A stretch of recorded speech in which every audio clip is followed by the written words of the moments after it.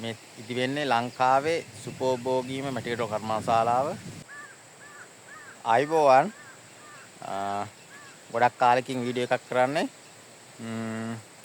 පහුගිය දවස්වල පොඩ්ඩක් බරටම වැඩ. මොකද මේ ඉදි වෙන්නේ ලංකාවේ සුපෝභෝගීම මැටිකඩ කර්මාශාලාව. ලේසි වැඩක් නෙමෙයි, බොහොම අමාරු වැඩක්. මොකද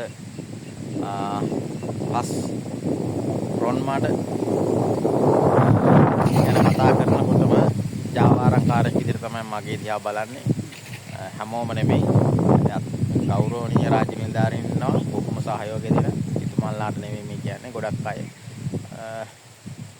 පස් සහ රොන් මඩ කියනකොටම ජාවාරම් විදිහට කතා කරන්නේ. ඉතින් එහෙම කතා කරන්න එපා. මොකද මේ වගේ ලොකු ව්‍යාපෘති කරන්නේ නැහැ. ජාවාරම්කාරයෙක් නම් ඊට ලේසියෙන් සල්ලි හම්බ කරන ක්‍රම තියෙනවා උන්දරා.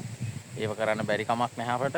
නමුත් අපි ඒව කරන්නේ අපි මේ වගේ අපේ දෑතේ මාංශයෙන් අපේ ශක්තිය මානසික කායික ශක්තිය යොදවලා අපි කරන මහා පරිමාණ ව්‍යාපෘති. ඉතින් අපට කිසිම අවශ්‍යතාවයක් නැහැ ජාවාරම් කරන්න. දැන් මම මේ වීඩියෝ එක විශේෂයෙන් කරන්නේ හැමෝම ඉහළ රාජ්‍ය නිලධාරීන්ගේ සහයෝගයත් බලාපොරොත්තු වෙන මේ කර්මාන්තශාලාව විශාල කර ගැනීමට රැකියා විශාල සංඛ්‍යාවක් අපට ලබා දෙන්න පුළුවන්. අවම වැටුප රුපියල් 75000ක් හොඳ මහන්සියලා වැඩ කරන්න පුළුවන් තරුණයන්ට ලක්ෂයකට එහා වැටුපක් ගන්න පුළුවන්. ස්ථිර රැකියාව. මොකද මම ආව්වේ වැඩ කරනවා.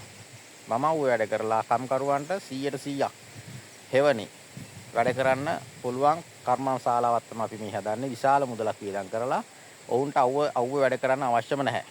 ඔවුන්ට වැස්සේ වැඩ කරන්න අවශ්‍ය නැහැ. රැට වැඩ කරන්න පුළුවන්. පැය 24 තමන් කැමති ඕනලා වැඩ කරන්න පුළුවන්. ඒ විදිහට නවීන මැටිකඩ කර්මාශාලාවක් තමයි මේ ඉදි වෙන්නේ.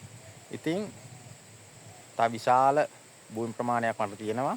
විශාල කර්මාශාලාවක් කරන්න පුළුවන්. මේ කර්මාශාලාව ඉදි වෙනවා කියන්නේ තිස්සමහාරාමේ තියෙන වැව්වල රොන් මඩ ටික නොමිලේ ඉවත් කිරීම හැකියාව මට තියෙනවා.